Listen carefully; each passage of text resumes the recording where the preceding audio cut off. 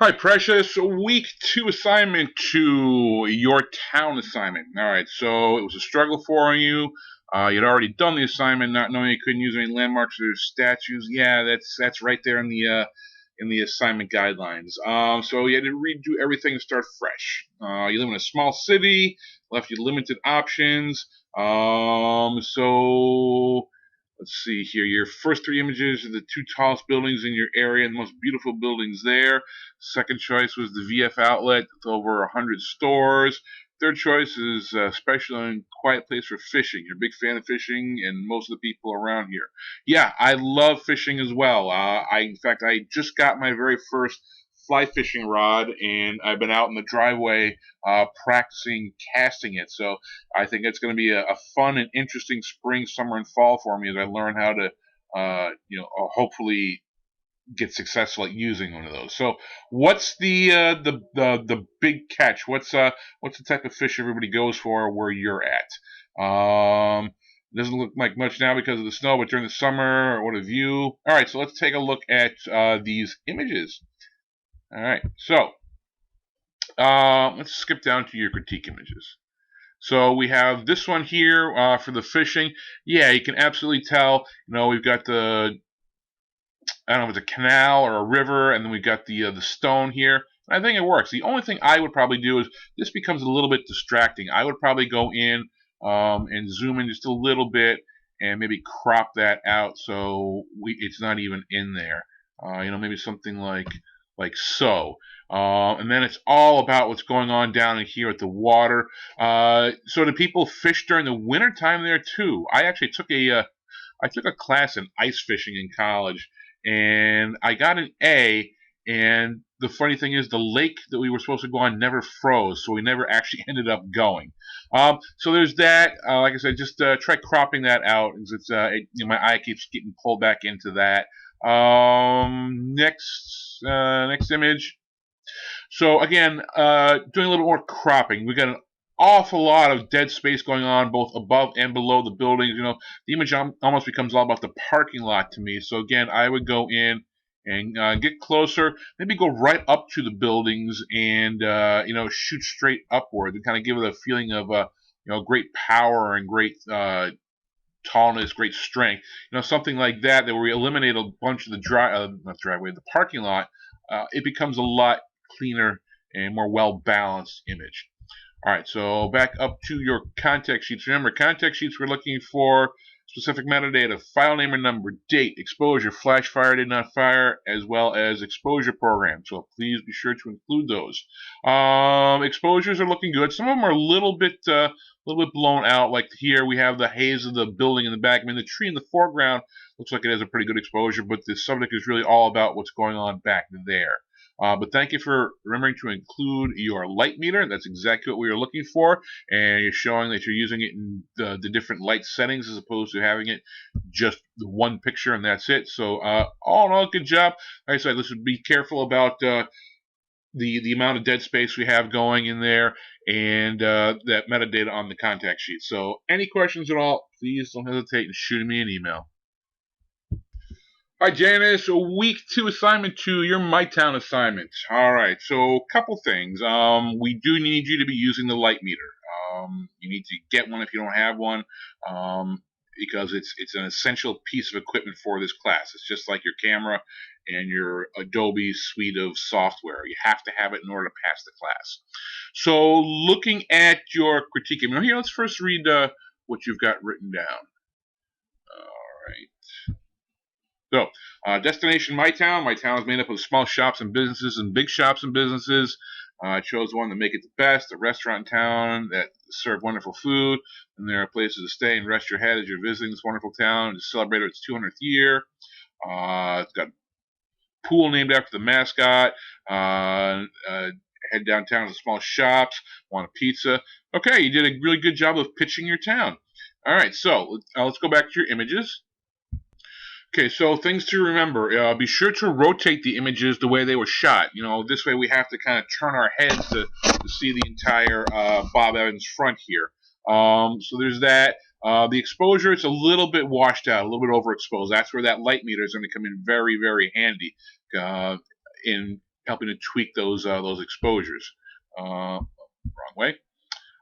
This way. So the other thing to keep in mind, if you remember back to your 101 class, your first photo class, your intro class, anytime there's a huge amount of white space in the image, be it snow, be it sand, be it a huge amount of overcast sky, it's going to fool the light meter. The light meter always wants to make every single image 18% gray, a neutral gray, kind of like this on over here. So when it sees all this light, it thinks, whoa, that's not right. I need to reduce the amount of light. And it goes and makes it kind of this dirty, dingy gray. And the way to compensate for that is to intentionally overexpose. Give it an additional third of a stop or 2/3 of a stop.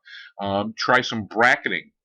That's going to make this sky become that kind of closer to white that it is. And the more details coming out here, in the snow. Again, don't forget to rotate the image the way it was shot. Let's take a look at your contact sheets now. Okay, so yeah, boy, that really does look like it's one long picture, a panorama almost, because there's no break in between the images. It's kind of interesting. So a lot of the images are getting a little overexposed, like these here, getting kind of washed out. Remember, we need custom metadata here. The required metadata is the file name and number, the date, the exposure, the flash fire did not fire, as well as the exposure program. So there are those. So it looks like a very cute little town. So remember, like I said, we needed you to use the light meter, so I'll need you to go back and to redo the assignment when you have your light meter. Hopefully you've got that in hand now. So if you have any questions, please don't hesitate to shoot me an email.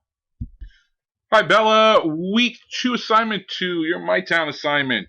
All right, so for this week's book cover, I took into consideration a literal definition of travel, which is going on a trip or journey or to move from one place to another. With having that in mind, I also kept in mind the parameters of this week's photo assignment, having all the information at my disposal, conceived my interpretation, which was the book cover is about travel, but no specifics. Decided it'd be the best catch this cover from the view of a traveler. Interesting. Having some limitations on how to capture it, I took the approach of recruiting a driver, while I took literal shot of traveling from a car window and some of just walking. Okay, so let's take a look at your images. So the thing about shooting from a car, typically car windows have a coating, a treatment on them, and it really affects the image quality. It degrades it incredibly. Also, when traveling from a car going down the road, you don't have time to set up a composition or really go for anything where you have control over it. It becomes snapshots, and it's definitely not what we're looking for. Looking at this image here, the plane, it's suffering from what I call the bullseye effect. You draw an X through your image, boom, there's your subject. You've got all this unused space here. So how could you strengthen the image? Couple ways. One, obviously, you're probably not going to physically get closer, but zoom in more. And be careful of the rule of thirds. We go and let me grab my cropping tool. I'll kind of show you how I mean. See, in this image, the way you have it, it's right in the dead center. It's okay. But if you were to go and utilize that rule of thirds, something like so, you now have this plane that where before it was just dead center and your eye would go there and stop. It's up on the 1/3 line in both this direction and that direction. It kind of forces your eye then to follow the fuselage of the plane, and it comes down on a diagonal. And almost kind of has a feeling of this is what's in front of you. This is the future. This is the travel that you're going towards. As opposed to we could do it the opposite way and kind of show this is all what you're leaving behind. This is what's behind you, rather than maybe this is the unknown. It's the future. So things like that. That's how you can definitely strengthen that overall composition. Like I said, another big thing is to get closer. So for this, you're sitting in the passenger seat. Somebody's driving. You've got probably 80% of this is just the road, and it doesn't really take on that feeling of your town. We're looking for you to entice somebody to want to come to, and do some traveling, maybe hopefully to your town. And all this, it's, yeah, I have blacktop. I can see that right outside my front window. So what else could you shoot and show us and be like, whoa, I got to get there? So there's that. File name and number, date, exposure. Okay, we're missing the exposure here. That's kind of critical. Okay, so you've got all the required metadata, just with the exception of your exposure information. So we need to make sure that we have that. So we have the light meter here. So like I said, the big thing for this assignment for you is get out of the car.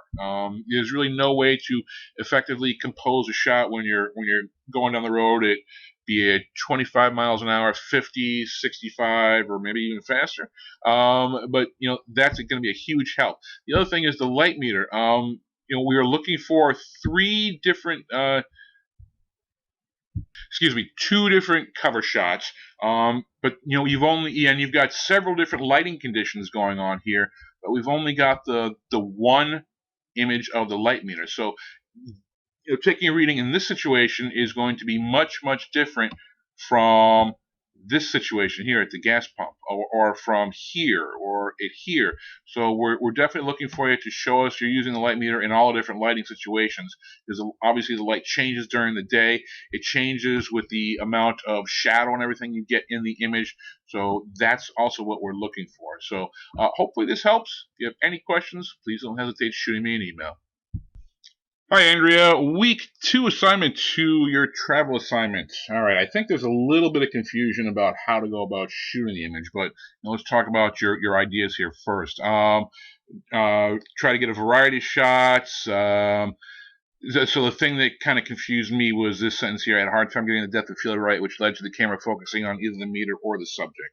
That's why there are 2 photos of many scenes. The assignment brought on many challenges, such as places I was allowed to photograph and such. There was also a lot of kind people willing to help you out. Hotel room. Yeah, I'm surprised that the hotel clerk would say yes to allowing you to take pictures of an unoccupied room. And then the gentleman behind you offered to let you photograph his room.